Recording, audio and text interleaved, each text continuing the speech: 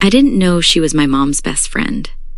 If I had known, I would have never leaned against the kitchen counter like an idiot, smiled like a wannabe flirt, and said, "Wow, if you're here to fix the sink, I don't mind if you stay forever."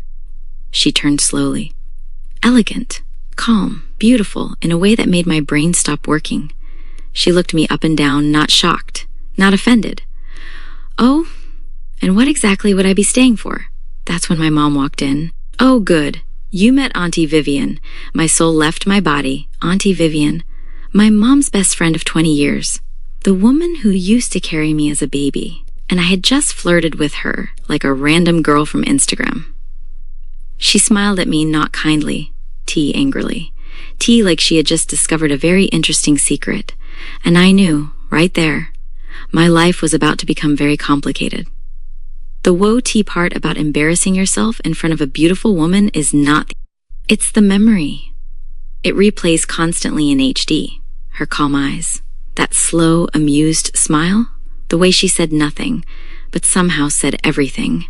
For the rest of that day, I avoided the living room like it was haunted, because she was there, sitting comfortably beside my mom on the couch, legs crossed elegantly, laughing at stories from the old days. Stories that included me as a toddler who used to run around naked after baths. I wanted to disappear into the wall. Every time I walked past, I could feel it. Her eyes following me, not in a creepy way, in a knowing way. Like we shared a secret that my mom had no idea about. And she was enjoying it. I tried to act normal. I really did. I came out to grab water, pretending to be very busy on my phone. That's when I heard it soft smooth right behind me. "My little flirt needs water too." I froze mid-step. My mom didn't react, which meant Vian had said it quietly. Just for me, I turned slowly. She was smiling into her teacup like she hadn't just shortened my lifespan by 10 years. "Mom, I'm going to my room," I muttered. "Why? Come sit with us," my mom said. Vivian patted the empty space beside her. Beside her? Not the other couch, not the chair. Right beside her. I considered faking a stomachache, but my mom was already looking at me suspiciously, so I walked over and sat too stiff, too careful, like I was sitting beside a live electric wire. Vivian didn't move away. In fact, she leaned slightly closer, not enough for my mom to notice, but enough for me to smell her perfume. Soft, warm, dangerous. "You're very quiet now," she said casually, still facing my mom. "Earlier you were quite confident." I nearly choked on air. My mom laughed. "Confident? This one, please." She can't even order food without stuttering. Vivian glanced at me from the corner of her eye. That smile again.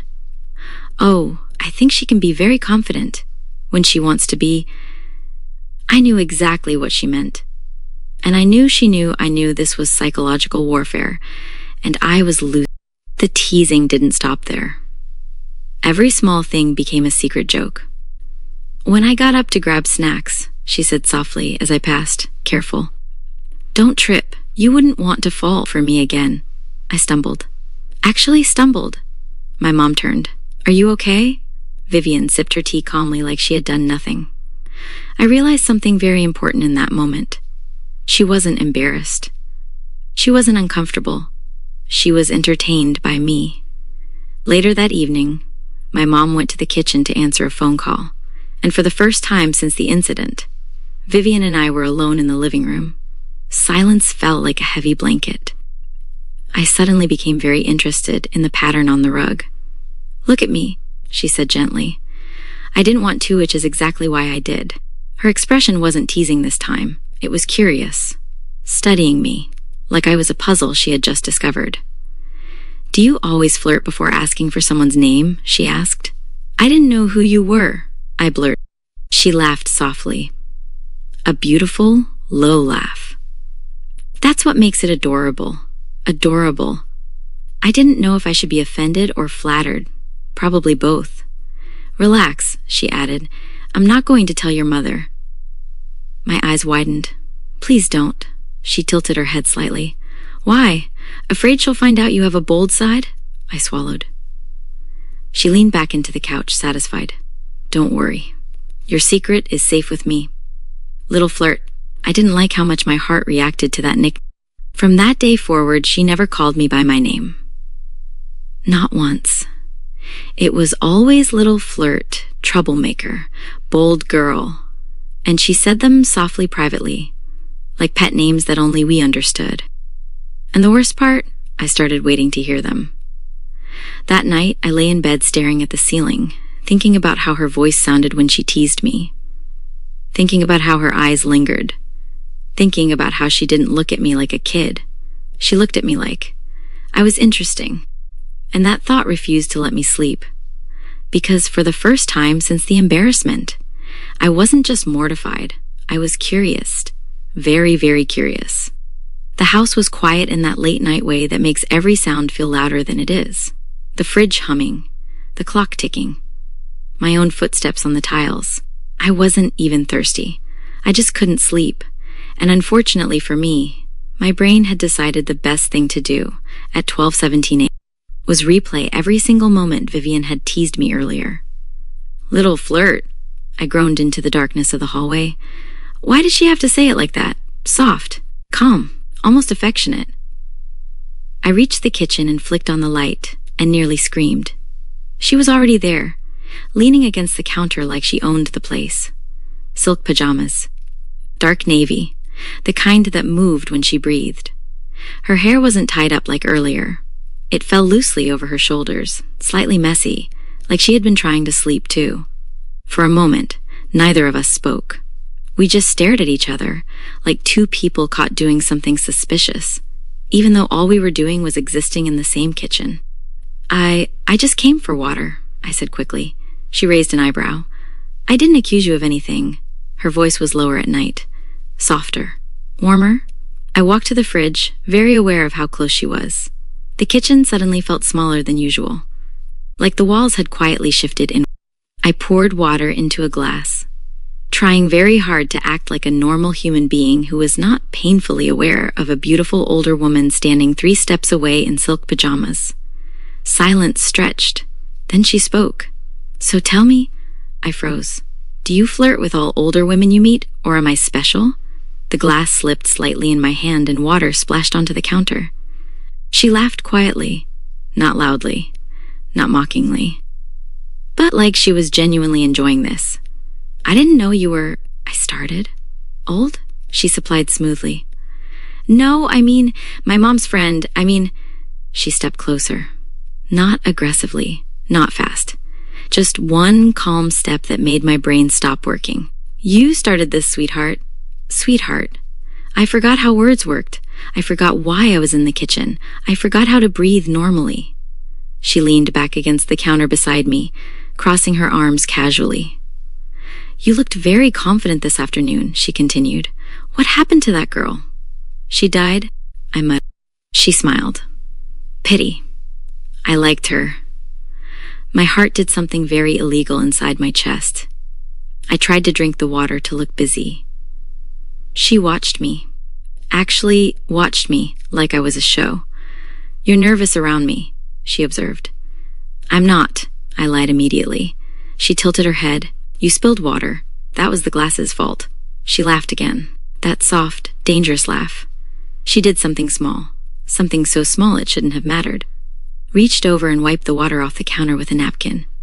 But her hand brushed mine in the process. Lightly. Barely. And my entire body reacted like I had been struck by lightning. She noticed. Of course she noticed. Her eyes flicked to my hand, then back to my face. And her smile changed. It wasn't teasing anymore, it was knowing. Interesting, she murmured. I didn't ask what she meant I didn't want to know, because I had a feeling the answer would ruin my life. We stood there in silence for a moment, just the fridge humming between. Then she asked, I didn't know, casually, how old are you now? 19. She nodded slowly. That hum lasted way too long. What does that mean? I asked. It means, she said calmly, you're not a child anymore. I didn't know why that sentence made my stomach flip, but it did.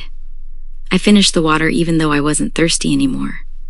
I needed an excuse to leave before my heart burst out of my chest. As I turned to go, she spoke again, softly. Good night, little flirt. I paused, looked back at her. She was smiling at me gently now, not teasing, not sharp, just warm. And somehow that was even worse. "Good night," I managed. I walked out of the kitchen, feeling like my legs weren't attached to my body. That night, I didn't sleep. I kept replaying the way she said sweetheart, the way she said I wasn't a child anymore, the way her hand brushed mine and she noticed. And a terrifying realization slowly formed in my mind. She wasn't just teasing me for she was studying me, learning me, and somehow, I had a feeling she liked what she was discovering. The next morning, I woke up feeling like I had run a marathon in my dreams. My brain was tired, my heart was tired, and my pride completely finished. I stayed in my room longer than usual, hoping, praying, that Vivian had already left. Maybe she had an early meeting, maybe she got bored. Maybe the universe had decided to show me mercy. I opened my door quietly and listened, voices, in the kitchen, laughing, my mom's loud, familiar laugh, and Vivian's soft one right after. Of course she was still here. I contemplated going back into my room and living there permanently, but hunger is a powerful enemy.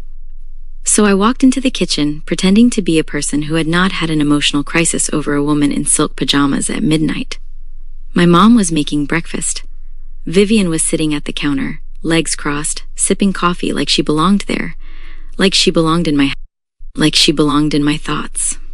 Her eyes lifted the moment I walked in, and that smile appeared. Not wide, not obvious, just for me. "Good morning, little flirt." She said it so softly my mom didn't catch it, but I did. I nearly walked into the fridge. "Morning," I croaked. My mom turned. "You look terrible. Did you sleep late again?" Before I could answer, Vivian did. She looks like she didn't sleep at all. I stared at her. She took a calm sip of coffee, completely unbothered. She knew. She absolutely knew. I grabbed bread just to have something to do with my hands. My mom suddenly turned to Vivian. "Oh, Vivian, can you drop by the tailor today? I forgot to pick up my dress, and I won't have time after work." Vivian nodded, of course, then my mom turned to me. "And you're free today. You can drive her." I froze mid-bite. Vivian didn't react, which made it worse. What? I said. "Don't want me. It's on your way to the mall anyway. I don't want her using a taxi." I looked at Vivian, silently begging her to refuse. She smiled at me, slowly. "I don't mind the company." That was the moment I knew. God had abandoned me. 40 minutes, whole minutes, in a car, alone. I considered faking a fever, but my mom was already handing me the car keys. The car ride started painfully quiet. I focused very hard on the road. Very, very hard. Like if I looked away for 1 second, I would crash into a tree and it would somehow still be less embarrassing than this. Vivian, on the other hand, was completely relaxed. Adjusted the seat, played with the radio, looked out the window, like this was the most normal thing in the world. Meanwhile, my heart was performing gymnastics. After 5 minutes of silence, she spoke. "You're very serious today. I'm driving. You can talk and drive. Most humans can." I sighed. "What do you want me to say?" She turned slightly in her seat to face me, and I want to hear the confident girl from the kitchen counter again. I almost swerved. "That girl retired," I muttered. She chuckled. "That's unfortunate. I was starting to like her. Why did she keep saying that? Why did she keep making it sound like she was disappointed I wasn't flirting with her?" At a red light, I made the mistake of glancing at her. She was already looking at me, not smiling, just watching, calm, curious, intense. I looked away immediately. She noticed. Of course she did. "You avoid eye contact when you're nervous," she observed. "I'm not nervous. You grip the steering wheel tighter." I loosened my grip instantly. She laughed softly. I hated how much I liked that sound. The rest of the ride felt like she was gently poking at me without actually touching me. Small comments, small observations, small smiles, and somehow each one made my chest feel tighter. When we finally reached the tailor shop, I felt like I had survived a psychological exam. She didn't get out immediately. She unbuckled her seatbelt slowly, then paused. "Can I ask you something?" I nodded. She tilted her head slightly. If I wasn't your mom's friend, would you have kept flirting with me? My brain stopped. Completely stopped. I didn't answer. Because the answer was yes. Very, very yes. She smiled when I didn't respond. That's what I thought. Then she opened the door and stepped out, leaving me in the car, staring at nothing, questioning every decision I had ever made in my life. When she came back 10 minutes later, she acted completely normal, like she hadn't just ruined my peace. As we drove back home, she said casually, "Be careful what you start, darling." I swallowed. She looked at me one last time before we reached the house. Some women don't like to lose, and I knew, without a doubt. This was no longer an accident. She was enjoying this far too much. And somehow, so was I. That night, I told myself I was going to forget her. I said it out loud while brushing my teeth. I will not think about Vivian. I will not think about Vivian. I will not think about. My phone buzzed on the sink. I froze. No one texted me past 10 p.m., except my best friend, and she had already sent her nightly. I wiped my hands slowly and picked up the phone. Unknown number. My heart started beating faster for absolutely no reason. I opened the message. "Did you sleep yet, little flirt?" I dropped the toothbrush. It hit the sink and bounced into the basin. I stared at the screen like it had personally offended me. There was no name saved, but I knew. No one else on this planet would call me that with such confidence. My fingers hovered over the keyboard. How did she get my number? Why did she have my number? Why was she texting me? Why was my heart acting like this was the most important message of my life? I typed, typed again, deleted again. I sent, "Who is this?" 3 dots appeared immediately. She had been waiting. That hurts my feelings. I swallowed. I thought we had something special. I pressed the phone to my forehead. Oh my God. Another message came. Or do you flirt with so many women that you can't keep track? I paced my... This woman was not normal. I typed, "How did you get my number?" She replied instantly. "Your mother gave it to me months ago in case of emergencies. I didn't realize you would become the emergency." I sat on the edge of my bed. This couldn't be real. This had to be a dream caused by stress and lack of sleep. I typed, "Why are you texting me?" She didn't reply for a full minute. That 1 minute felt longer than the car ride. Then because you look like someone who overthinks at night, my stomach flipped. She had saved her name now. Vivian. I stared at it like it was dangerous. And I was right, wasn't I? I didn't know what to say, because she was right. I'd been overthinking her since the kitchen, the car, the couch, the teasing, the smiling. "You're quiet again." I typed before I could stop myself, "I don't know how to talk to you." She replied, "That's funny. Yesterday you had plenty of confidence." I groaned into my pillow. I missed that girl. Why did she keep saying? Why did it sound like she actually wanted me to flirt with her again? I typed carefully, "That girl didn't know you were my mom's best friend." She responded, and if she did, I stared at the screen for a long time. My brain said, "Don't answer that." My heart said, "Answer it." I didn't reply. 3 dots appeared. "Relax. I'm teasing you," I exhaled. Then my phone buzzed again, a little. I covered my face with my hand. This woman was going to be the end of me. The conversation didn't stop. It flowed easily. Surprisingly easily. She asked what I was doing. I told her I couldn't sleep. She said, "I figured you have restless eyes." I frowned at the screen. "How do you know that?" "You never blink when you're thinking too much." I paused. How had she noticed that? When had she noticed that? I realized something slowly. She'd been watching me far more closely than I thought. Minutes turned into an hour. Then 2. We talked about random things. Music, movies, food. But every now and then, she slipped in something that made my heart race. You type fast when you're excited. You use too many dots when you're nervous. You're easier to read than you think. I lay in bed staring at the ceiling, smiling like an idiot. Why was I smiling? This was ridiculous. This was dangerous. This was my mom's best friend. And yet, I was waiting for her next message like it was oxygen. At 1:43 a.m., she sent, "Are you behaving?" I laughed quietly. What does that even mean? It means, are you thinking about me instead of sleeping? I didn't reply.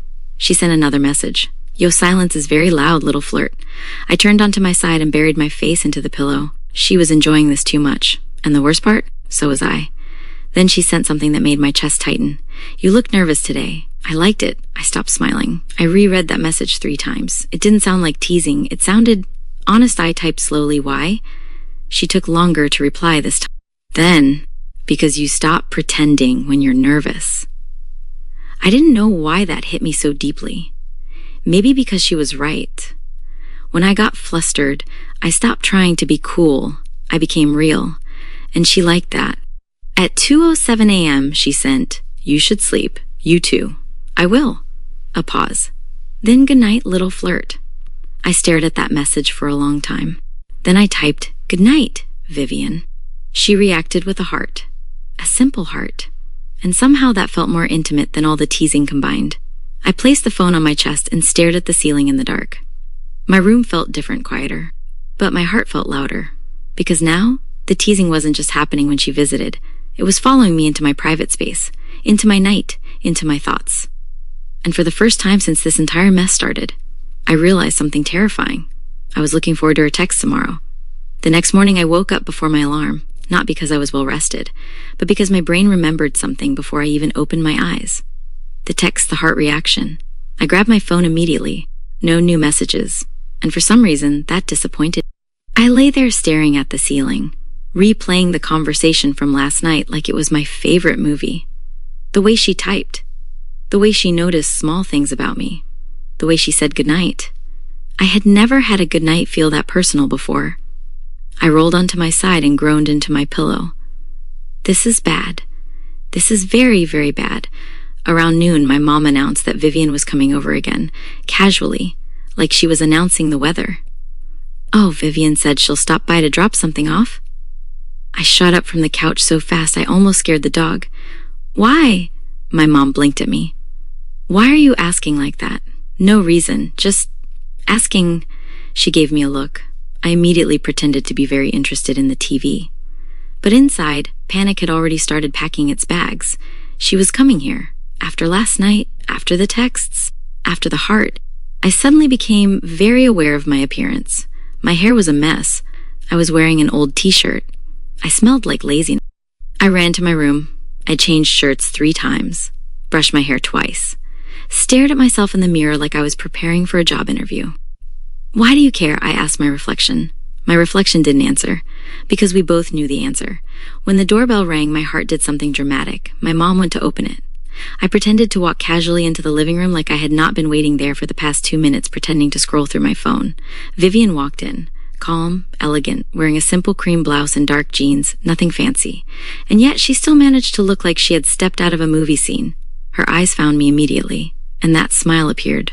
Small, private, just for me. "Hello," she said warmly. "Hi," I replied, trying to sound normal and failing miserably. My mom didn't notice. She took the bag Vivian brought and went to the kitchen to check it, which meant, once again, we were alone. Vivian stepped close. Not too close, but close enough for me to smell her perfume again. That same warm scent from the couch, from the kitchen, from the car. "You look different today," she said. My brain short-circuited. "Different how?" Her eyes slowly scanned me from head to toe. Not in a creepy way, in a noticing way. "You're trying very hard." I felt heat crawl up my neck. "I'm not." She raised an eyebrow. "You changed your shirt." I froze. "How do you know that?" She smiled. "You wore a gray one yesterday." I stared at her. She remembered what I wore. Why did she remember what I wore? She leaned slightly closer and lowered her voice. "Is it for me?" My heart started beating so loudly I was sure my mom could hear it from the kitchen. I opened my mouth to deny it. Nothing came out. She watched me struggle, and for a moment she didn't tease. She just looked at me like she was genuinely fascinated. "You're very honest with your face," she murmured. I looked away immediately. She chuckled softly. My mom came back, breaking whatever spell had just formed between us. They started talking about random things. But Vivian chose the seat beside me again. Not the armchair not across the room. Beside me. Close enough that our arms almost touched. And every time she shifted slightly, I became hyper-aware of her presence. My mom was talking about something work-related. I wasn't listening, because Vivian leaned slightly toward me and whispered, "You're doing it again." I swallowed. "Doing what?" "Pretending you're not aware of me." I felt personally attacked. Later, when my mom went to answer another call, Vivian turned to me fully. Her expression changed, less playful, more curious. "Can I tell you something honestly?" I nodded slowly. You're starting to look at me differently. My breath caught. I'm not. She tilted her head. You are. She didn't sound teasing. She sounded certain. And I don't know if I should stop you or encourage. That sentence stayed in the air between us. Heavy, dangerous, real. Before I could respond, my mom returned, and Vivian went back to acting completely normal, like she hadn't just dropped a bomb in my chest. After she left, I sat in my room staring at nothing, because I had realized something I didn't want to admit. This wasn't just her teasing me anymore, and it wasn't just me being embarrassed anymore. I was starting to want her attention. I was starting to like when she noticed me. I was starting to look forward to the way she spoke to me, and that realization was far more terrifying than the flirting. Because this time, it wasn't an accident. A few days passed without her visiting, which should have made me feel relieved. Instead, it made me restless. The house felt normal again. Too normal. No soft voice calling me little flirt. No calm eyes watching me like I was an interesting puzzle. No teasing comments that made my brain stop working. Just silence and texts. Her messages didn't stop. If anything, they became more casual, more frequent, more comfortable. She sent me pictures of random things during her day. A cup of coffee with the caption, "This one isn't as sweet as you." A bookstore shelf, "You'd get lost here." A sunset from her car window, I typed, "You would overthink this sky." And somehow, every message felt like she was carrying me along with her day, like I was quietly there beside her, which made it worse, because I started missing her in person. Then one afternoon, my phone buzzed. "Are you busy?" I stared at the message for 10 full seconds before replying. "Not really." "Why?" 3 dots appeared. "I need help with something. Laptop issues. You're young. You understand these things." I narrowed my eyes at the screen. "You don't seem like someone who has laptop issues." Her reply came instantly. "Come to the cafe on Maple Street and find out." My heart skipped. A cafe. Not my house. Not my mom. Just, "You're inviting me out?" "Don't sound so shocked, little flirt." I didn't realize I was already getting dressed until I caught myself changing shirts again. The cafe smelled like coffee and warm bread. Soft music played in the background, and she was already there, sitting by the window, sunlight touching her hair just enough to make her look unreal. She wasn't on her laptop. She was just waiting for me. Her eyes lit up when she saw me walk in, and she smiled, that small, private smile that felt like a secret between us. "You came," she said. "Your laptop emergency sounded serious," I replied. She glanced at the empty table. "Ah, yes, my imaginary broken laptop." I stared at her. "You lied?" She shrugged elegantly. I needed an excuse. "You wouldn't have come otherwise." She said it so calmly, like inviting me out was the most natural thing in the world, like we had been doing this for years. We ordered drinks, sat across from me, and for the first time, I noticed something new.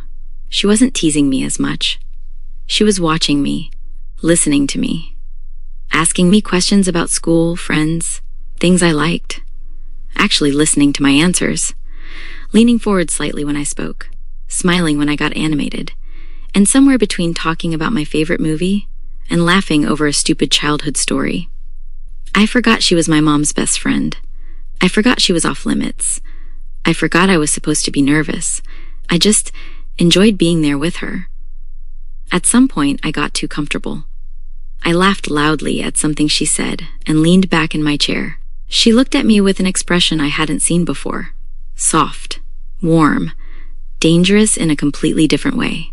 "You're adorable when you forget I'm dangerous," she said quietly. My laughter faded. "What do you mean?" She stirred her coffee slowly. "You relax.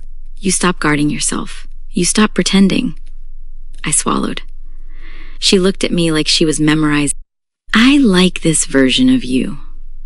That sentence hit harder than all her teasing combined. A girl from my class walked into the cafe. She waved at me excitedly. I waved back. Vivian's eyes followed the interaction carefully. "Friend?" she asked. "Yeah. She sits next to me in lectures." The girl came over, chatted for a bit, then left. But Vivian went quiet. Very quiet. She sipped her coffee slowly. "She seems fond of you." I shrugged. "She's like that with everyone." Vivian hummed softly, but her eyes didn't look casual anymore. They looked thoughtful, measured, almost jealous. When we stood up to leave, we walked side by side toward the exit. Our arms brushed accidentally, and neither of us moved away. We just kept walking like that. Close, aware, silent. Outside the cafe, she stopped, turned to face me, and for a moment, the playful energy was gone. "You don't realize what you're doing to me, do you?" My breath caught. What? She shook her head almost to herself. Nothing. Forget I said that, but I couldn't forget, because, for the first time, it didn't feel like she was teasing me. It felt like she was confessing something she didn't mean to say, and I went home with a strange, warm feeling in my chest. A feeling that scared me, because it no longer felt like a joke between us. It felt like the beginning of something real. The strange thing about feelings is that they don't arrive loudly. They don't knock. They don't announce themselves.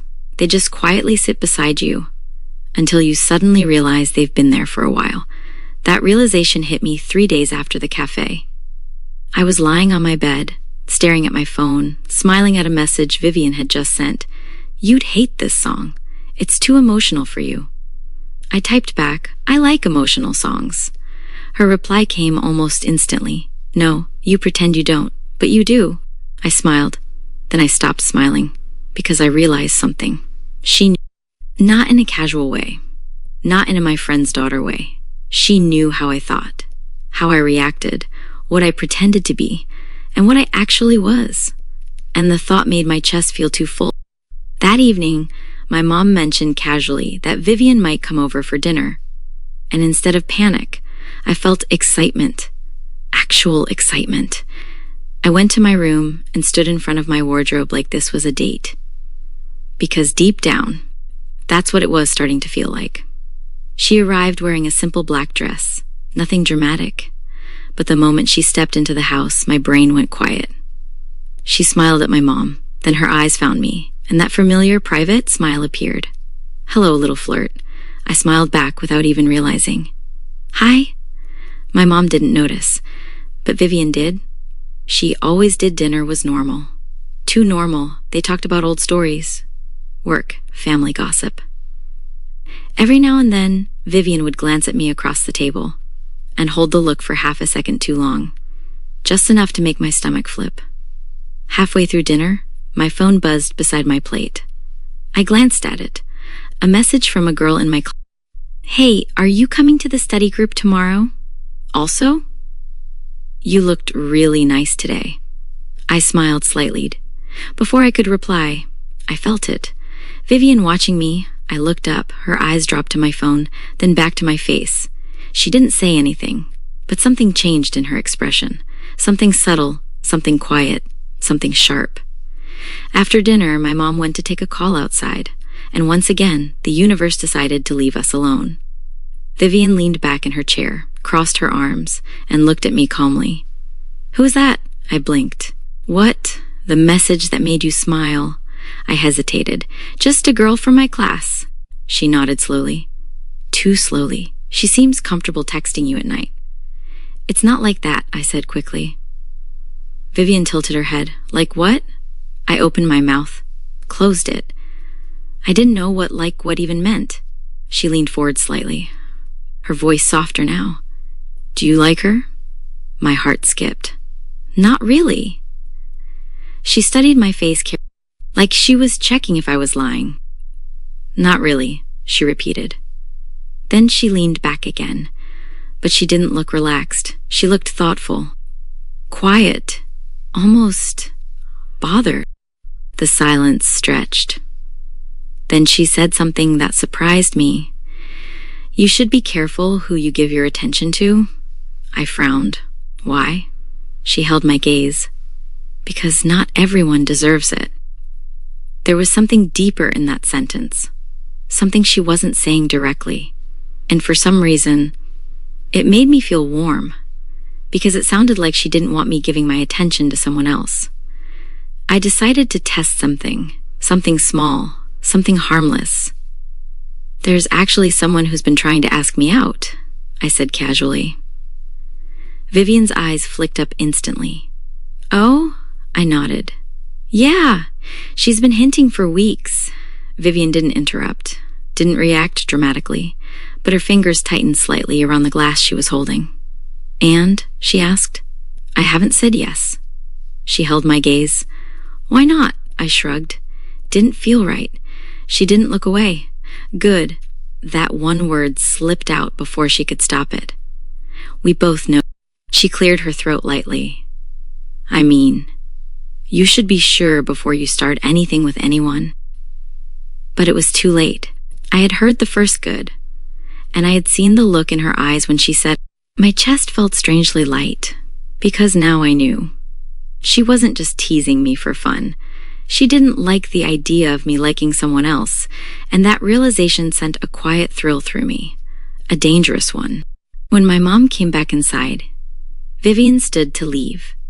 I walked her to the door, like I always did now. We stood there for a moment in the hallway, too close, too aware. She looked at me quietly. Don't play games with me, she said softly. I blinked. I wasn't. She searched my face. Good, her voice softened. Because I don't like losing, my breath caught.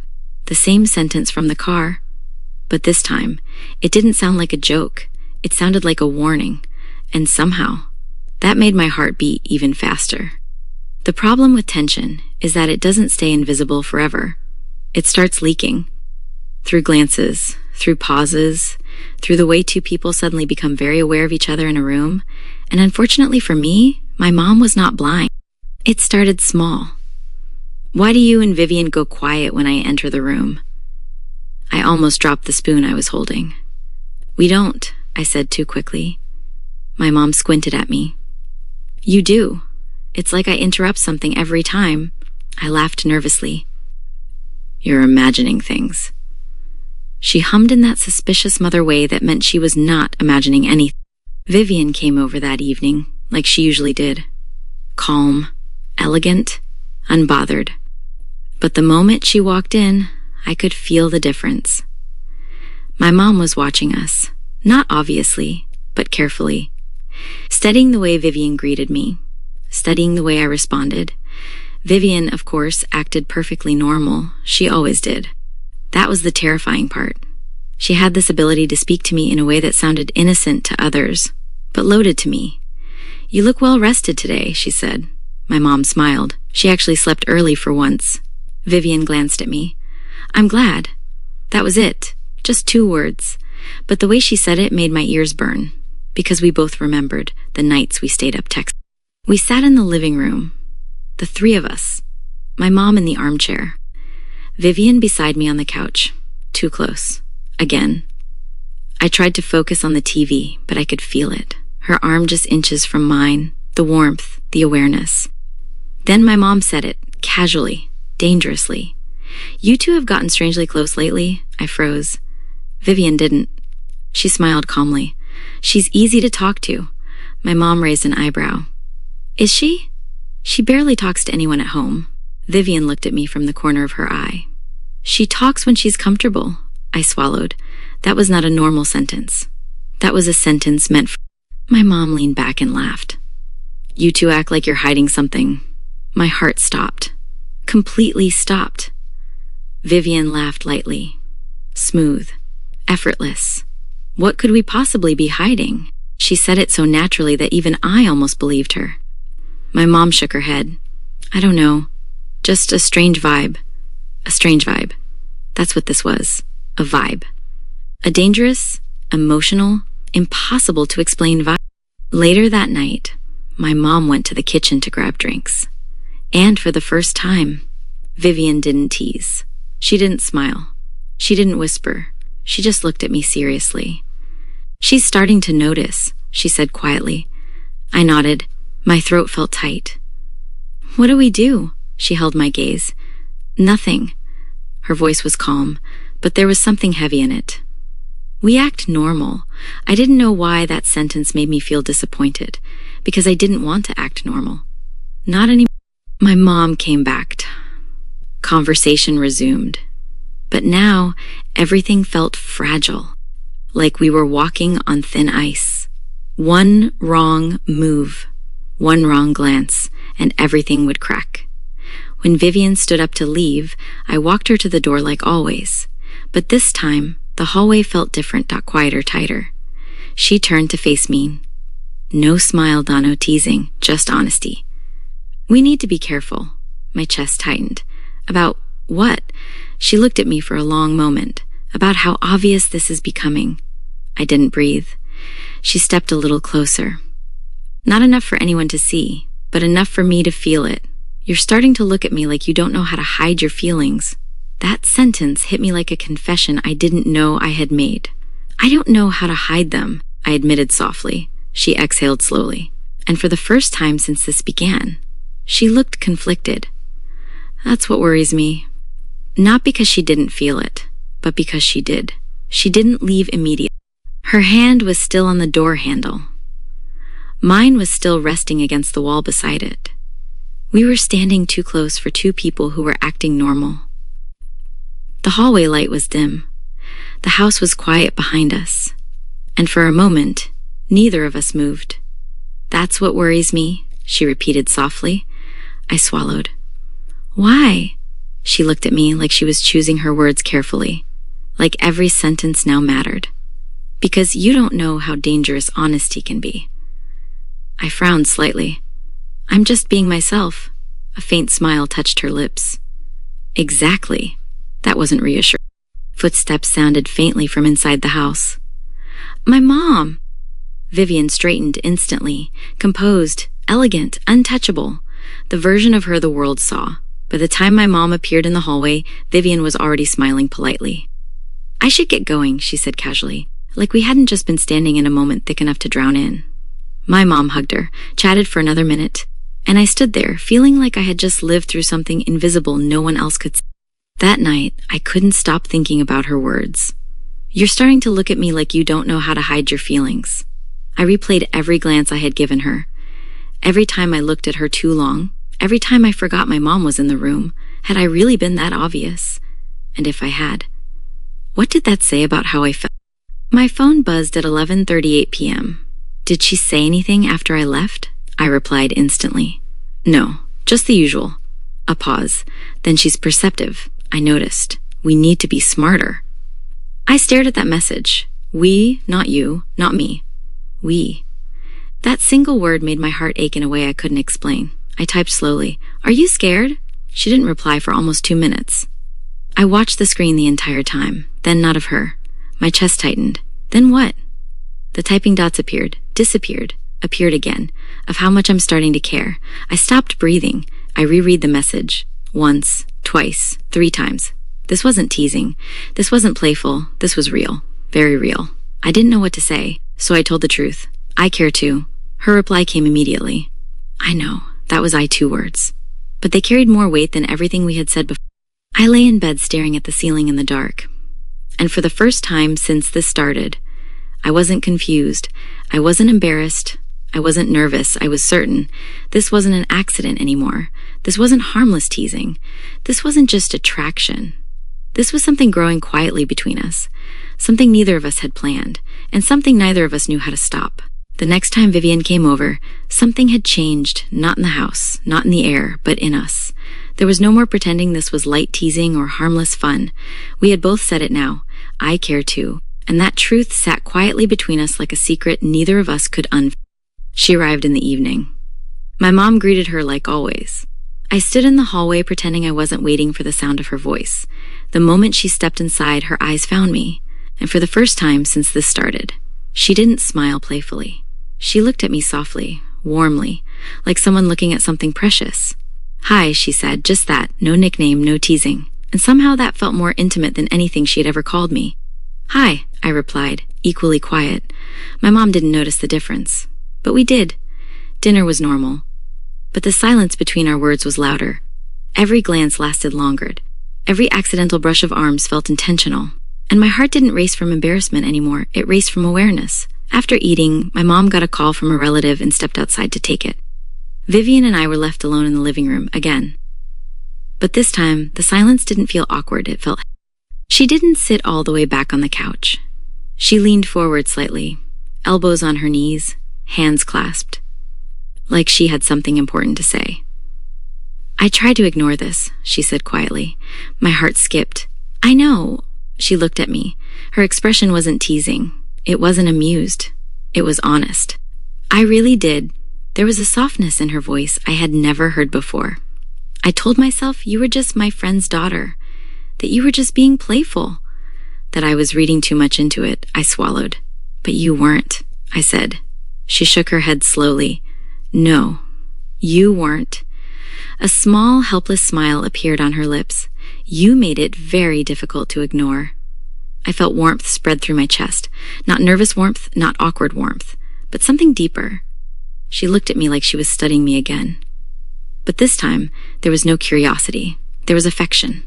"I haven't felt like this in years," she admitted softly. That sentence hit me harder than anything, because this wasn't a game to her. This was real. "I'm not trying to make things hard for you," I said gently. She smiled faintly. "You're not." That's the problem. Silence settled again, but it felt different, not comfortable, honest. She leaned back into the couch slowly, still looking at me. "Tell me something honestly." I nodded. "Is this just a crush for you?" The question hung in the air. Serious, important. I didn't rush my answer. I thought about it, about the texts, the cafe, the way I felt when she walked into a room, the way I waited for her messages, the way my chest tightened when she talked about me liking someone else. I shook my head. "No." Her eyes searched mine carefully. "Then what is it?" I took a breath. "It feels like when I'm around you, I don't feel nervous anymore. I feel calm. I feel home." Her expression changed instantly. Like that was not the answer she expected. She went very quiet, and for a moment, I worried I had said the wrong thing. But then she whispered, "That's exactly how I feel too." And that was the moment everything shifted. Not into dating, not into anything physical, but into something undeniable, something that had a name now, something neither of us could pretend was accidental anymore. The days after that conversation felt unreal. Not dramatic, not chaotic, just different. Like the world had quietly tilted, and only Vivian and I could feel it. We didn't text more than usual. We didn't say anything outrageous, but every message now carried weight. Every good morning felt personal. Every "have you eaten?" felt intimate. Every good night lingered longer than it should, and somehow that was more dangerous than flirting. Because this wasn't playful anymore. This was two people being careful with each other's feelings. I started noticing little things, like how she would send me pictures of random things during her day. A messy desk, a cup of coffee, sunset from her car window. No captions, just pictures. And I understood them perfectly. She was sharing her world with me, inviting me into moments no one else saw. And I found myself doing the same. A selfie in bad lighting, a screenshot of a funny post, a picture of the rain on my window. We weren't saying much, but we were saying everything. Then one afternoon, my mom casually said something that made my heart nearly stop. Vivian invited us to her place this weekend. She says it's been too long since we visited. I tried to sound normal. "Oh, okay." Inside panic. Her place, her space. I'd only ever seen her in ours, or outside. I had never stepped into her world before, and suddenly that felt very personal, very intimate, very dangerous. Saturday came too fast. I dressed 3 times, changed outfits 4. Finally settled on something simple that didn't look like I tried too hard. My mom didn't notice, but I knew Vivian would, and that thought alone made my stomach flip. Her house was beautiful, minimal, warm, lighting, soft colors. Everything neat, but lived in it, smelled like her, that same light perfume she always wore. And the moment she opened the door and saw me, her eyes did that thing again. That slow, careful look, not inappropriate, not obvious, but intentional. "You look nice," she said softly. I swear. "Thanks." My mom walked in ahead of me, talking loudly like always, completely unaware of the silent electricity in the doorway. Vivian gave us a small tour, but it felt like she was showing me more than my mom. Her favorite reading chair, her balcony, her kitchen, little comments like, "I spend a lot of time here." This is where I usually sit at night. I like this corner when I need to think." She wasn't just showing me her house. She was showing me her. Then my mom got distracted helping her in the kitchen, which left me alone in the living room. And a minute later, Vivian came back, drying her hands on a towel. We stood there, just the two of us, in her space, in her silence. And something about that felt more intimate than anything that had happened before. "We've never been alone here," she said quietly. "I know," she smiled a little. "It feels different. It does." Neither of us moved closer, but the air between us felt thinner, heavier, charged. She sat on the couch and patted the seat beside her. I hesitated for half a second, then sat, not too close, but not far either, close enough to feel her warmth, close enough to notice her breathing, and suddenly I was very aware of everything: the quiet room, the soft ticking of a clock, the way her fingers rested on her lap, the way my knee was almost touching hers. She turned slightly toward me. Her voice dropped softer. "I keep thinking about what you said the other night." My heart began to race. "What part?" "The part where you said you feel calm with me." I nodded slowly. She studied my face. I didn't realize how much I needed to hear that. Her honesty was disarming. I didn't know what to say, so I just looked at her, and she looked back. And this time, the silence didn't feel safe anymore. It felt like the edge of something waiting to happen. Her eyes dropped to my lips for a second, then back to my eyes, and my breath caught. Because I knew that I had seen it in movies, in stories, in moments right before something changed forever. She didn't move. She didn't lean in. She just stayed there, looking at me like she was asking a question without words. And I realized she was waiting for me, waiting to see if I would pull away, waiting to see if I would panic, waiting to see if I would stop this. But I didn't. I stayed. I held her gaze, and that was answer. Very slowly, her hand moved, not to grab mine, not to do anything dramatic, just to rest gently on the couch, closer to my hand, barely touching, but close enough that I could feel the warmth from her fingers. And my heart was pounding so loudly I was sure she could hear it. "This is a bad idea," she whispered, but she didn't move her hand away. I swallowed. "Do you want me to move?" She shook her head immediately. "No," and that one word felt louder than anything else in the room. We stayed like that, not touching, not speaking, just breathing the same air, feeling the same tension. And for the first time, I realized something. This wasn't just attraction anymore. This was restraint. People trying very hard not to cross a line, while desperately wanting to. And somehow, that made it even more intense. Then we heard my mom's voice from the kitchen, laughing loudly, and the spell broke.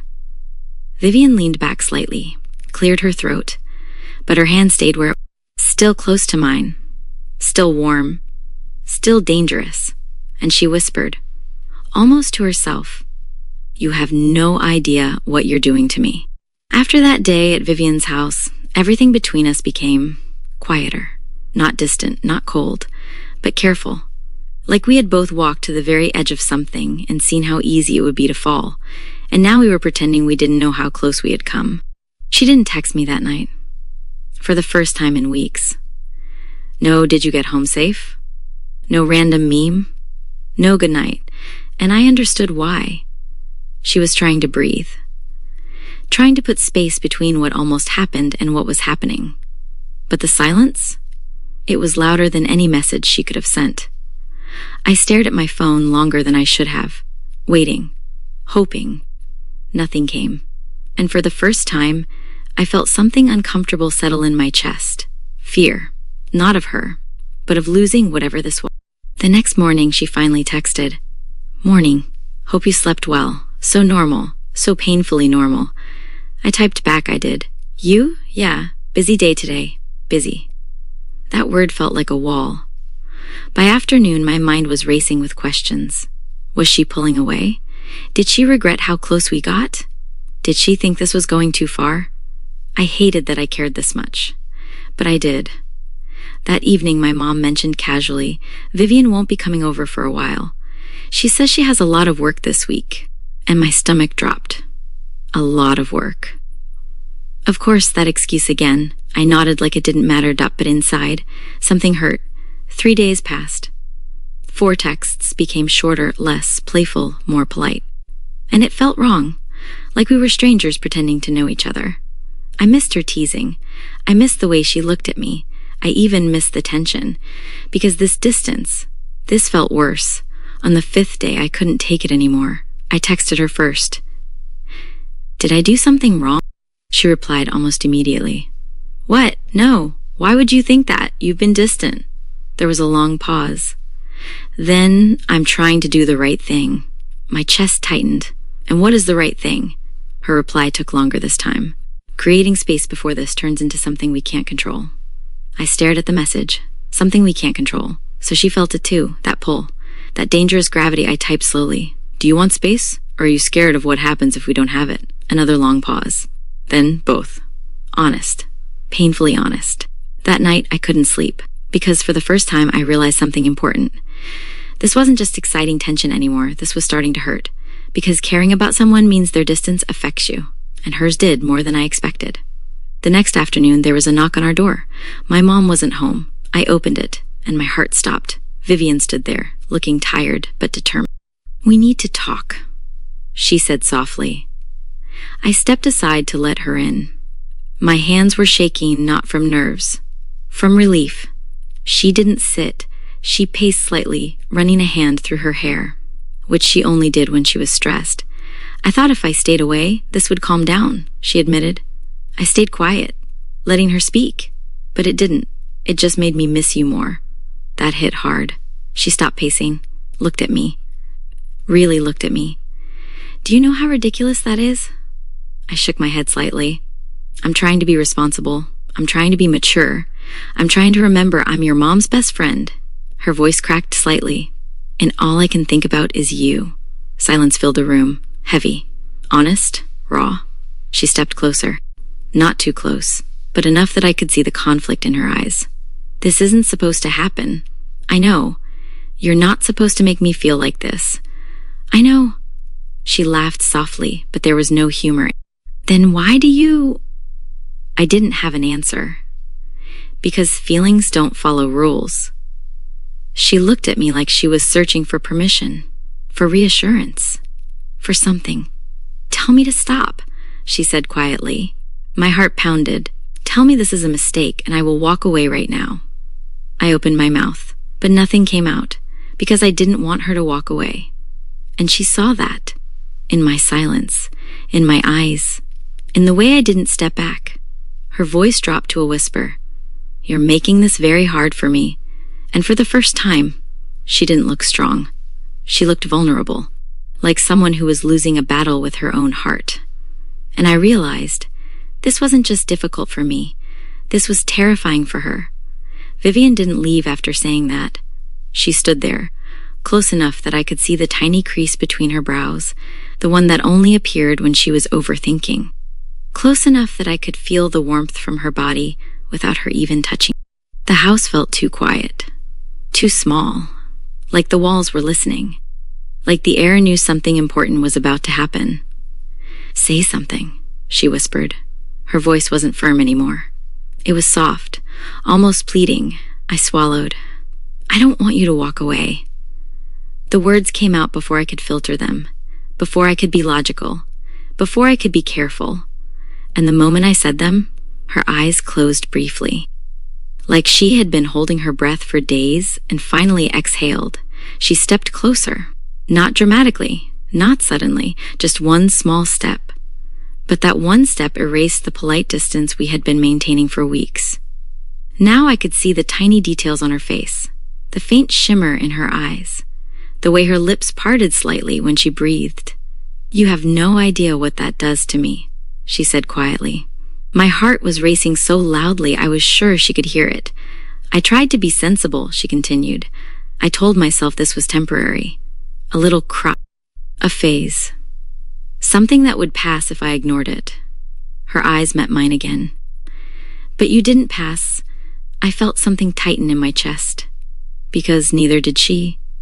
She lifted her hands slowly, and for a second I thought she was going to touch my face, but she stopped midway, her fingers hovering near my cheek. Not touching, just there, like he was fighting herself. "If I touch you right now," she said softly, "I don't know if I'll be able to pretend anymore." The honesty in her voice made my breath hitch, so I did something I hadn't done before. I closed the distance for her, just slightly, enough that her fingers brushed my cheek accidentally, and the moment that happened, we both froze. It wasn't dramatic, it wasn't loud, but it felt like electricity. Her fingers were warm, gentle, and neither of us moved. We just stayed there, breathing, looking at each other like the world had narrowed down to this one small point of contact. Her thumb moved slightly, but enough to send a wave of warmth through me. "This is exactly what I was afraid of," she whispered, but she didn't pull away, and neither did I. The tension between us wasn't playful anymore. It wasn't teasing, it wasn't confusing, it was clear, heavy, undeniable. The kind of tension that comes right before a line is crossed. Her eyes dropped to my lips again, then back to my eyes.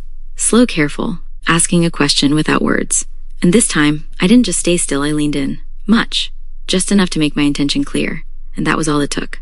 She inhaled sharply, like she had lost the last bit of control she was holding on to. Her hand moved from my cheek to the back of my neck. Gentle, protective. And then, she kissed me. It wasn't rushed. It wasn't wild. It was soft, careful. Like she was testing whether this was real. Like she was afraid I might disappear if she pressed too. Her lips were warm, uncertain at first, then steadier when I didn't pull away. And in that moment, everything made sense. All the tension, all the distance, all the fear. It led here. When she pulled back, we were both breathing harder. Her forehead rested lightly against mine, her eyes still closed. "We shouldn't have done that," she whispered. But her hand was still at my neck, holding me there, like she didn't want me to move. I smiled softly. "Do you regret it?" She opened her eyes, looked at me, and the answer was written all over her face. "No," she admitted, and that honesty felt bigger than the kiss itself. We stayed like that for a long moment, foreheads touching, breathing the same air, both knowing something had changed forever. There was no going back to teasing, no going back to pretending, no going back to harmless. Then reality returned, fast, sharp, loud. "My mom," I whispered. Vivian nodded immediately, stepping back, running a hand through her hair again, trying to collect herself, trying to look normal. But there was nothing normal about us anymore. She looked at me one more time before leaving, a look full of warmth and fear and something new, something certain. "This is going to be complicated," she said. I nodded, "But worth it." She smiled softly. "Very." The house felt different after Vivian left, quieter, but not empty. Her presence lingered in the air, in the hallway, in the space between my thoughts. I touched my lips without realizing it, like I needed proof that it had actually happened, that the kiss wasn't something I imagined because I wanted it too much. But it was real, and now there was no pretending. That night, my phone buzzed, a message from her. "Did you eat?" I smiled at the screen. So normal. So her? "Yes." "You?" I tried. I keep replaying what happened. My heart fluttered. "Do you regret it?" The reply came almost instantly. "No. That's the problem." I laughed softly to myself, because I felt the same way. The next few days were strangely no dramatic tension, no panic, just quiet understanding. We didn't text more than usual. We didn't say anything reckless, but every message felt like a shared secret, something only we knew, something no one else could see. Then one evening, my mom said something that made my chest tighten. "Vivian is coming over tomorrow. She says she hasn't seen you in a while." I froze. She hadn't seen me in a while, not us. And my mom said it so casually, completely unaware that everything had changed. The next day, when Vivian arrived, she acted normal. Too normal. She hugged my mom, laughed loudly, complimented the food, but when her eyes met mine, there was something deeper there, something quiet, something only I understood. At some point, my mom went to take a call in her room, and we were left alone again. Standing in the kitchen, not too close, not too far, just enough space to behave, but not enough to... "This is harder than I thought," she murmured. "I know. I want to reach for you every time I see you." My heart skipped. "Then don't look at me like that," I whispered. She smiled faintly. "I can't help it." She leaned slightly against the counter, arms folded, looking at me with that soft expression that made my stomach flip. "We can't keep pretending nothing happened," she said. "I don't want to." Her eyes softened. "Neither do I." Silence settled between us. Not awkward, not tense, just honest. "We have to be careful," she continued. "For your mom, for you, for me." I nodded. "I know, but I also don't want to hide from this like it's something shameful." That sentence stayed with me because she was right. What we felt wasn't wrong. It was complicated, but not wrong. She stepped a little closer, still keeping a respectful distance. "I don't want to lose you," she said quietly, and that was the moment I realized something important. We weren't just dancing around feelings. We were protecting something. Something real, something fragile, something worth fighting for. Later that night, after she left, she sent me a message. "I think we should talk to your mom." I stared at the screen, my heart pounding. "About us?" "Yes. I don't want this to turn into something secret and stressful. I want to do this the right way." I read the message 3 times, because this wasn't fear, this wasn't running. This was her choosing me, openly, bravely. I replied, "Okay." And for the first time since this started, I felt calm, not nervous, not scared, just sure. The next evening, Vivian came over again, but this time the air felt different, serious, important. My mom sat on the couch, smiling, unaware of the storm about to hit.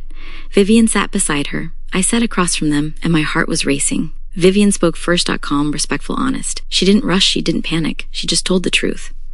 About how this started unexpected. About how she tried to ignore it. About how she cared about me. And how she didn't want to hide it. My mom was quiet for a long time, looking between us, trying to understand, trying to process. I expected anger, shock, disappointment. But what I saw instead was confusion and concern, not hatred, not disgust. Just a mother trying to understand something she never expected. Finally, she sighed. "I never imagined this," she admitted. None of us spoke. "But I can see you're both serious." Vivian nodded respectfully. "Very..." My mom looked at me. "Are you sure?" I didn't hesitate. "Yes." Another long silence. Then she said something I will never forget. "I don't fully understand this yet, but I trust you, and I trust Vivian." Tears filled my eyes, relief washing over me. "Just promise me you'll be careful with each other's hearts." Vivian's voice was steady. "I promise." So did I. That night, Vivian walked me to the door before leaving. We stood there quietly. No fear now. No, just warmth. She smiled softly. "Hi," she said. I laughed. "Hi." And this time, when she leaned in and kissed me gently, there was no tension, no guilt, no fear, just 2 people who had finally stopped pretending. The first time we went outside together after everything changed.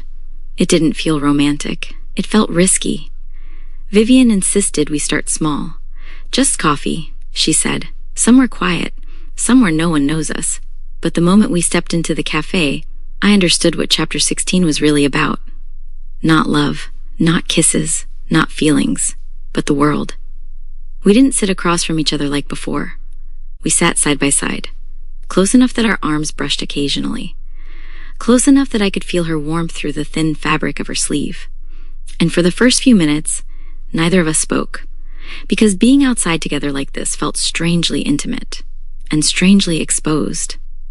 Vivian kept glancing around, not nervously, but cautiously, like she was aware that this, us sitting like this, looked different now. Looked intentional, looked like something people could notice. "I didn't think this part would feel this loud," she murmured. I understood exactly what she meant. Inside the house, it was safe, private. But out here, we were visible. A waitress walked past and smiled at us.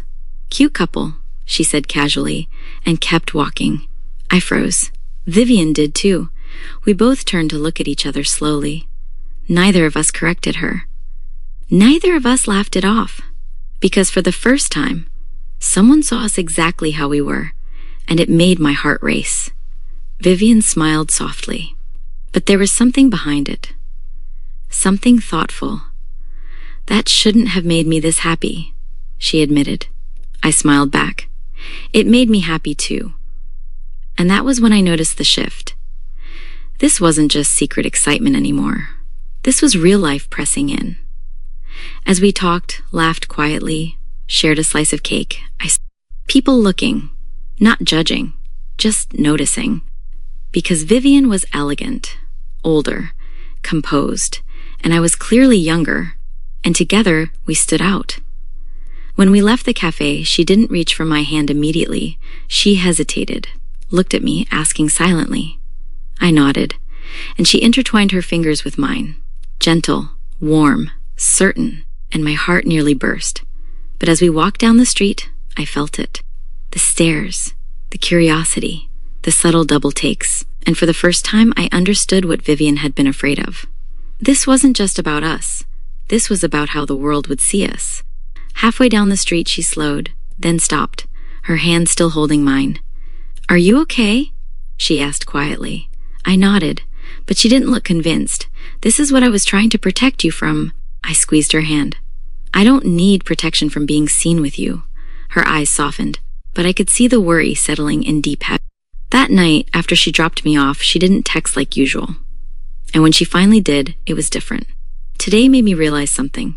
My chest tightened. What? A long pause. Then this won't just affect us. People will talk. Your mom's friends, neighbors, everyone. I stared at the message, because she was right. And for the first time, I felt the weight of it too. Another message came. "I don't regret us. I just don't want you hurt because of me."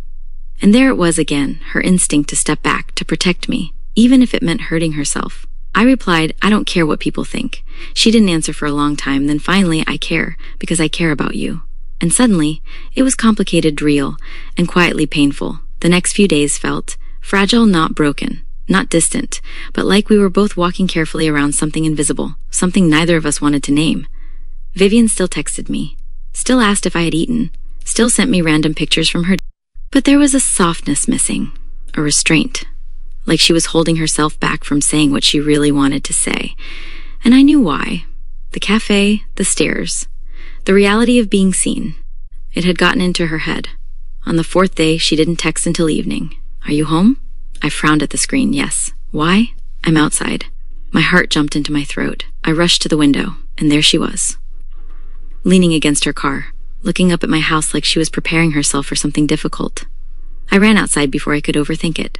She smiled when she saw me, but it wasn't her usual warm smile. It was tight. "Nervous? Can we talk?" she asked gently. I nodded immediately. We didn't go inside. We stayed by her car under the quiet evening sky, streetlights casting soft shadows around us. She took a deep breath, the kind people take before saying something they've rehearsed in their head 100 times. "I've been thinking a lot." My stomach tightened. I figured. She gave a small, sad smile. "You know me too well already." She looked away for a moment, gathering her thoughts. "I don't want you to build your life around me." That sentence hit me like cold water. What? You're young. You're still figuring out who you are, what you want, who you want. I shook my head. "I know what I want." Her eyes softened painfully. "That's what scares me." She stepped closer, not romantic, not playful, just honest. "I don't want to be the reason you miss out on experiences. People your age. A normal relationship without whispers and stares." My chest tightened. This is normal to me. She shook her head gently. It shouldn't have to be this hard. I could hear it now, the thing she wasn't saying. She was trying to let me go gently, trying to convince herself it was for my own good. "Vivian," I said quietly, "are you trying to break up with me before we've even started?" Her lips parted slightly, because she hadn't expected me to say it out loud. "I'm trying to be responsible," she whispered. And I'm trying to be honest, I replied. Silence settled between us. Heavy, real. She looked at me like she was fighting herself. Do you know how easy it would be for me to ignore all this and just keep loving you? She asked softly. My heart skipped. But I can't stop thinking about how this might hurt you later. I stepped closer. So you'd rather hurt me now? That question broke something in her expression. She looked away quickly, because she didn't have an answer, and that was answer enough. I don't feel trapped, I said gently. I don't feel pressured. I don't feel like I'm missing out. I feel happy. Her eyes met mine again, and I saw it. The conflict, the love, the fear, all tangled together. She reached for my hand, held it tightly, like she needed the contact to stay grounded. You deserve something easy, she whispered. I squeezed her hand. Maybe I don't want easy. Maybe I want you. Her breath caught. For a long moment, neither of us spoke. Cars passed occasionally. The world kept moving. But we stood there, suspended in this quiet emotional storm. Finally, she said the words I knew were coming.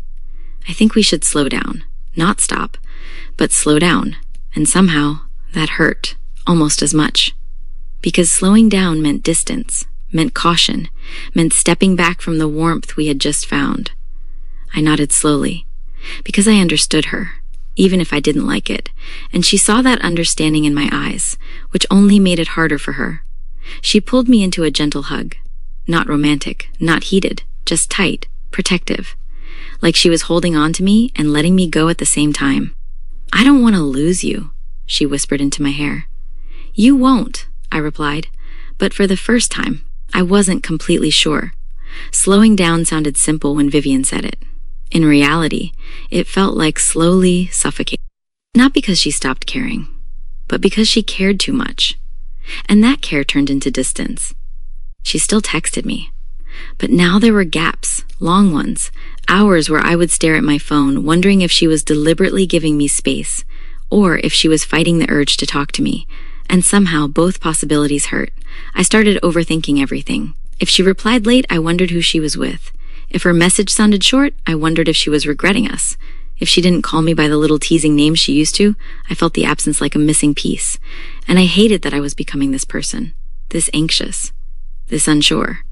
One afternoon, I saw something that made my stomach twist. I was at a bookstore cafe with a friend when I noticed her. Vivian, sitting at a table near the window with another woman. They were laughing, leaning slightly toward each other, comfortable, familiar, and my chest tightened in a way I wasn't prepared. I knew I had no right to feel jealous. We weren't officially dating. We had slowed down. She was allowed to have friends, a life, but logic didn't stop the way my heart reacted. I didn't go over. I didn't say hi. I left, and the entire walk home felt heavy. Because for the first time, I felt like I was the only one struggling. Like maybe she was doing just fine with this distance. That evening, she texted, "How was your day?" I stared at the message for a long time before replying. "Fine." She noticed immediately. "Just fine," I hesitated. Then typed, "Saw you at the bookstore today." There was a pause. Then, "Oh, why didn't you come say hi?" My chest tightened. "You looked busy." Another pause, longer this time. "She's a colleague. We had a meeting." I read the message over and over, but the damage had already been done. Because it wasn't about who the woman was. It was about how easily Vivian fit into that world. A world where she didn't have to worry about staring. A world that looked normal. I replied, "You looked happy." Her answer came quickly. "I wasn't. I was thinking about you the whole time." But somehow that didn't comfort me, because I didn't want to be a thought. I wanted to be there. The next day she came over, unannounced, and the moment she saw my face, she knew. "You're upset," she said softly. I didn't deny it. Am I not allowed to be? She stepped inside slowly. Carefully. "You are. I just wish you'd tell me instead of carrying it alone." I crossed my arms, trying to stay calm. "I don't know where I stand anymore, Vivian." Her expression shifted, concern mixing with guilt. "You stand exactly where you did before." I shook my head. "No. Before you looked at me like I was the only person in the room. Now you look at me like you're trying not to." That hit her. I could see it. "I'm trying to protect you," she said quietly. And I'm trying not to feel like I'm losing you, I replied. Silence filled the room. Thick. Emotional. She stepped closer. You're not losing me. Then why does it feel like I am? My voice cracked slightly, and I hated that it did. She reached for my hands, held them gently, because I'm scared, and when I'm scared, I pull back instead of leaning in. I swallowed. That's not fair to me, she nodded. I know. For a moment, we just stood there, holding hands, both realizing the same thing. Love wasn't the hard part, fear was. I don't want to be the only one fighting for this, I whispered. Her eyes softened immediately. You're not, then stop acting like I am. That broke the last bit of restraint she had. She pulled me into her arms, tight, desperate, like she had been holding herself back for too long. I'm sorry, she whispered. I'm so sorry. And for the first time since we slowed down, I felt her again. Not careful, not distant, just her. The hug didn't end quickly. Vivian held me like she had been starving. Like the distance she created had hurt her just as much as it hurt me. Her arms were firm around me, protective, certain, and for the first time in days, I felt steady again. She pulled back just enough to look at me, her hands still resting on my arms, her eyes searching my face like she was trying to memorize every emotion there. I forgot something important, she said softly. What? You're not fragile. I blinked. She smiled faintly. I kept treating you like you would break if this got difficult, but you're still here. Still choosing me. My chest tightened, because I want you, not the easy version of us. The real one. That did something to her. I saw it. A shift, like a decision had been made. She took a deep breath. The kind that comes before a confession. I love you. The words were quiet, not dramatic, not loud. But they hit me harder than anything else she had ever said. Because this wasn't flirting. This wasn't tension. This was clear, certain, real. My heart felt too big for my chest. I love you too, I whispered. And the moment those words left my mouth, something settled between us. Like a long argument inside both of us had finally ended. She rested her forehead against mine.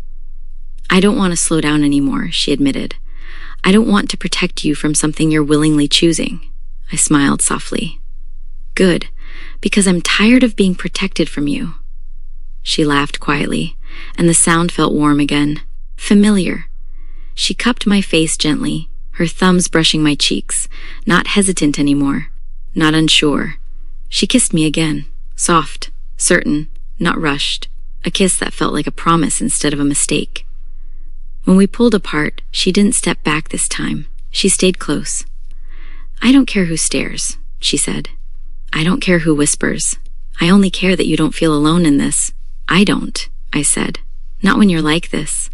She like she had been carrying a weight for weeks, and finally set it down. Then, let's stop acting like this is something to survive, she said. Let's start treating it like something to live.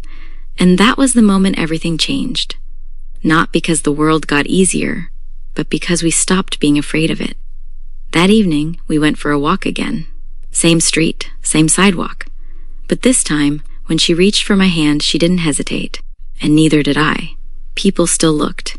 But now, it didn't feel like pressure. It felt like background noise. Because what we had in that moment was louder. Stronger, more important. Halfway down the street, she smiled at me. You know what's funny? All of this started because you accidentally flirted with me. I laughed. And you never let me forget it. She squeezed my hand gently. Best accident of my life. Morning light slipped through my curtains in thin, golden lines. And for the first time in weeks, I woke up without that tight feeling in my chest. No anxiety, no overthinking, no wondering where I stood with Vivian. Just calm. The kind of calm that only comes when your heart finally believes what your mind has been trying to understand. We were okay, not secretly okay. Not cautiously okay, but truly okay. My phone buzzed on the bedside table. Good morning, I'm outside. I smiled before I even opened the message. She had started doing that now. showing up instead of overthinking, choosing presence over distance. I threw on a sweater and rushed out. Vivian was leaning against her car, coffee cup in hand, sunglasses resting on her head. She looked relaxed, lighter.